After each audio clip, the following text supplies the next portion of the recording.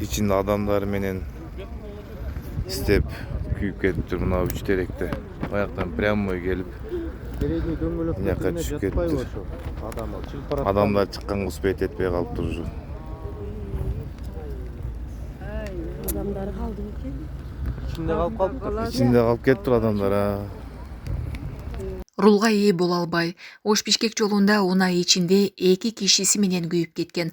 Алдын ала маалымат боюнча кырсык бүгүн 14 мартта саат 14:30 чамасында унаа жолдун 300 чакырымында, тактап айтканда Токтогул районунун Торкент айыл аймагы аркылуу өткөн тилкесинде болгон.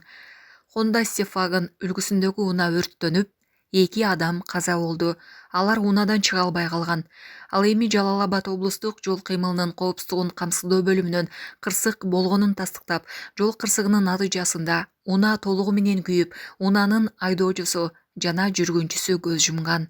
Азыркы учурда окуя болгон жерде жол тескөөчүлөрү жана тийиштүү кызматтар иш алып барууда деп билдиришти. Ош базарды транспорт департаментинин кызматкери менен айдоочу мушташты. Социалдык тармакта Ош базарда транспорт департаментинин кызматкери менен айдоочу мушташып жатканы тартылган видео тарады. Окуя боюнча Ленин райондук ички иштер башкармалыгынан маалымат беришип, текшерүү иштери башталганын билдирди. Бул факты боюнча жазуу түрүндөгү арыздар түшкөн эмес. Учурда жаңжалдын катышуучуларын аныктоо боюнча иш-чаралар жүргүзүлүүдө деп айтылат маалыматта. Бишкекте Душанбеден келген биринчи учакты суу чачып тосуп алышты. Видеосун аэропорттун басма сөз кызматы жарыялады. Кечээ эки өлкө президенттери Кыргызстан менен Тажикстандын авиакаттамы жана нарын айткан. Бүгүн Бишкектен Душанбеге дагы рейс пландалган. Достук айылынан Бужумга көчүрүлгөн тургундарга үй салына баштады. Достук айылынын эли үчүн турак жай комплексинин курулушу башталды. Президенттин иш башкаруучусу Каныбек Туманбаев Баткен районунун Достук айылынын тургундары үчүн турак жай комплексинин курулушуна старт берди. Кечээ 13 мартта Тажик президентинин мамлекеттик иш сапары болгонун белгилеген Каныбек Туманбаев чек ара чечилгени тарыхый күн экенине токтолду. 101 жылдан бери чечилбей келген чек ара маселесине акыры чекит коюлду. Урматтуу президентибиз Садыр Нуркожоевичтин жетекчилиги, УКМКнын төрагасы Камчыбек Кыдыршаевичтин эмгеги менен талаш маселени тынчтык жолу менен чечүүгө жетиштик, деди ал. Айыл эли үчүн Баткен районунун суу башы айыл аймагынын Бужум айылындагы чет булак жерлигинен ар бир турак жай үчүн 10 сотуктан жер ажыратылып, жалпы 179 үй курулат. Ар бир үй 3 бөлмөлүү болуп, жашоо үчүн бардык шарты түзүлөт. Курулушту күз айларына чейин бүткөрүү пландалууда. Бисмилла деп туруп, дуа кылып туруп, ушул жерде мынакей хан чыгарып коюлду дагы. Мына үйлөрдүн баштай Кудайым буюрса. Аллах таала ушул мамлекет башчыларыбыздын эл үчүн, жер үчүн кылган эмгектерин кабыл кылып, мына ушул жакшы бир суу бою карабак эли үчүн ушундай жакшы үйлөрдү куруп алдында турат экенбиз. Ылык, ыйык айдын алдында Аллах таала берекелүү кылсын, коттуу кылсын. Ушул жерден элибизге, жерибизге, динибизге кызмат кыла турган уул кыздарыбыз тарбиялап өсүп чыга турган үйлөрдөн, куттуу жерлерден болгонду Кудай таалам өзү насип кылган болсун.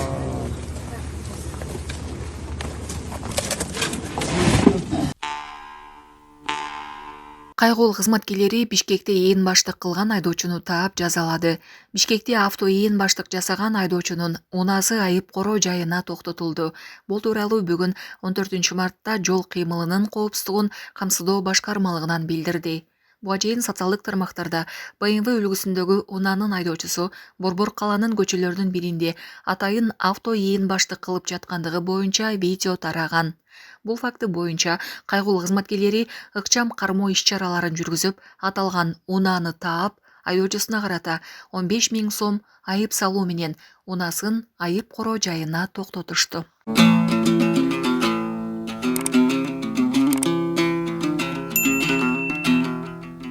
Элди WhatsApp мессенджерлери аркылуу алdoogу шектөөлөр кармалды. Бишкекте WhatsApp мессенджерлери аркылуу элди алдап, шылуундарга жардам берүүгө шектелген 19-22 жаштагы жарандар кармалды. Шектөөлөр 2 айга УКМКнын абагына киргизилди. Учурда тергөө иштери улантылууда. Маалыматка ылайык алар уюлдук операторлорунун сим карталарын колдонуу менен мобилдик мессенджерлердин аккаунттарын массалык түрдө активдештиришкен. Андан кийин бул аккаунттар эл аралык скамер шылуундарына сатылган. Алар кыргызстандыктардын акча каражаттарын ээлеп алуу максатында фишинг манипуляциясын ишке ашырышкан. Натыйжада 1000ге жакын мобилдик мессенджер аккаунты активдештирилип, эл аралык алдамчыларга өтүп кеткен. Эл аралык алдамчылар Кыргызстандын чегинен тышкары, анын ичинде КМШ өлкөлөрүнүн биринде жүргөндө алган аккаунттарын пайдаланып, жарандар менен мобилдик мессенджер аркылуу байланышкан. Жарандарга психологиялык таасир көрсөтүү максатында өздөрүн укук коргоо органдарынын кызматкерлери, ошондой эле улуттук банктын, министрликтердин, мекемелердин жана башка мамлекеттик уюмдардын жетекчилери жана кызматкерлери катары көрсөтүшкөн. Алар ар кандай шылдоолор менен жарандарга алардын эмгек ишмердүүлүгү, мүлкү жана электрондук капчыктары боюнча текшерүү жүрүп жатканын айтышкан. Натыйжада жарандар алданып өздөрүнүн акча каражаттарын, анын ичинде мүлктөрүн алдамчылардын пайдасына өткөрүп беришкен деп билдирет УКМК. WhatsApp'тагы топтордун администратору массалык башаламандыкка чакырууга шектелип кармалды. УКМК тарабынан массалык башаламандыкка чакырууга шектүү кармалды. Бул тууралуу УКМКдан билдиришти. Маалыматка караганда кармалган жаран элге акыйкат керек. Айта берем, кайта берем. Кыргыз коому, саясат, талкуу, ой, пикир. Кыргызстан анга баратат. Баткенди берүүсүнө каршыбыз. Баткен боюнча азыркы чек ара келишимине эл каршы аталышындагы WhatsApp топторунун администратору болгон. Тактап айтканда ал аталган мессенджерде ар кандай топторду түзүп, республикадагы коомдук саясий кырдаалды дестабилдештирүү жолу менен массалык башаламандыктарды уюштурууга чакырыктарды камтыган чагымчыл мүнөздөгү материалдарды жарыялаганы аныкталган. Анын 2024-жылдын 18 майына караган түнү Бишкек шаарында болгон массалык башаламандыктарды уюштурууга түздөн-түз тиешеси бар. Көрсөтүлгөн мөөнөттө WhatsApp аркылуу Бирик Кыргыз жана Манас атанын урпактары топторун негиздеген, ал аркылуу улуттар аралык кастыкты козготууга үндөгөн чагымчыл материалдарды тараткан деп айтылат маалыматта. Булак Селепкежи. УКМК Сирияда аскердик операцияларга катышкан кыргыз жаранын кармады. Издөөдө жүргөн Жамаат Таухид ва Жихад эл аралык террористтик уюмунун активдүү мүчөсү 1993-жылы Ош облусунда туулган жаран кармалды. Бул тууралуу бүгүн 14-мартта УКМКдан кабарлады. Маалыматка ылайык, жаран буга чейин Сирияда диверсиялык жана террористтик даярдыктан өткөн, ошондой эле Сириянын өкмөттүк күчтөрүнө каршы аскердик операцияларга катышкан. Ош шаардык сотунун чечими менен ал УКМКнын тергөө абагына киргизилди. Учурда эл аралык террористтик уюмдун башка мүчөлөрүн аныктоо боюнча тиешелүү ыкчам иш-чаралар жүргүзүлүп жатат. Ошто өмүр бою соттолгон киши катып койгон мылтыгын өткөрүп берди. Өмүр бою абакка кесилген жаранга таандык болгон ок атуучу курал табылды.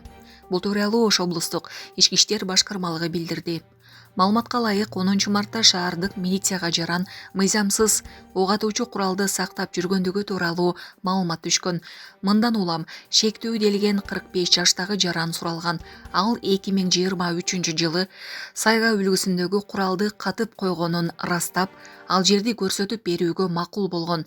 Жыйынтыгында ал жайдан ок атуучу курал, магазин жана 10 даана ок дарылар табылган. 45 жаштагы жаран былтыр Ош шаардык сотунун өкүмү менен өмүр бою эркинен ажыратылган. Ал терроризм, экстремизм жана каракчылык кылмыштары үчүн айыптуу деп табылган. Учурда жаза өтөө мекемелеринин биринде жазасын өтөп жатат деп айтылат маалыматта. Ноокатта дайынсыз болуп жаткан кыз таластан табылды. Бул тууралуу Ош шаардык ички иштер башкармалыгынан билдиришти. Буга чейин Ош облустук ички иштер башкармалыгынын басма сөз кызматы тарабынан Ноокат районунун 2008-жылы туулган тургуну 4-мартта үйүнөн чыгып кеткен бойдон дайынсыз болуп жаткандыгы боюнча маалымат таратылган. Дайынсыз болуп жаткан кыз 8-март күнү Талас шаарындагы видео камералардын бирине түшүп калган. Мындан улам Ноокат райондук ички иштер башкармалыгынын жана Талас облустук ички иштер башкармалыгынын кызматкерлери облус аймагында издөө иштерин күчөткөн. Дайынсыз болуп жаткан кыз 13 мартта Бакай Ата районунан табылып, жакындарына өткөрүп берилди. Көкбөрүдө каза болгон Мирлан Сражидинов акыркы сапарга узатылды. Бүгүн 14 мартта Бишкектин четиндеги Көкбөрү оюнунда каза болгон Мирлан Сыражидиновду акыркы сапарга Узатуу Зыйнаты Сокулук районунун Төш Булак айылында өттү. Бул тууралуу Сереп медиа маалымат агенттигинин кабарчысы билдирди. Мирлан Сыражидинов 1980-жылы 4 апрелде Чүй облусунун Камышановка айылында жарык дүйнөгө келген. 13 жашында атасынан айрылып, чоң аталары байырлаган Чүй облусунун Бөрүлүү айылында жетилди. Ал жаш кезинен баштап ат үстүндө чоңоюп, Көкбөрүгө болгон кызыгуусу балалык чагында эле башталган. Мирлан Сыражидиновдун Көкбөрүдө профессионалдык карьерасы өлкөдөгү Көкбөрүнүн башталыш жылдарына туура келет. Алгачкы оюндары 1997 жылы өзүнүн айылына таандык Бөрүлүү командасында башталган. Карьерасынын ийгиликтүү жылдары 2000 жылдардан башталып, Бөрүлүү командасы республикалык турнирлерде көптөгөн ийгиликтерди багындырууга киришкен. Ошол жылдардан азыркы кезге чейин Мирлан Сыражидинов курамында болгон Бөрүлүү командасы президенттин кубогун 5 ирет катары менен уткан команда катары белгилүү. Көкбөрүдө оюндарын баалап, Көкбөрү федерациясы уюштурган республикалык турнирлерде бир нече жолу мыкты оюнчу наамына татып, Кыргыз Республикасынын спорт чебери наамынын ээси.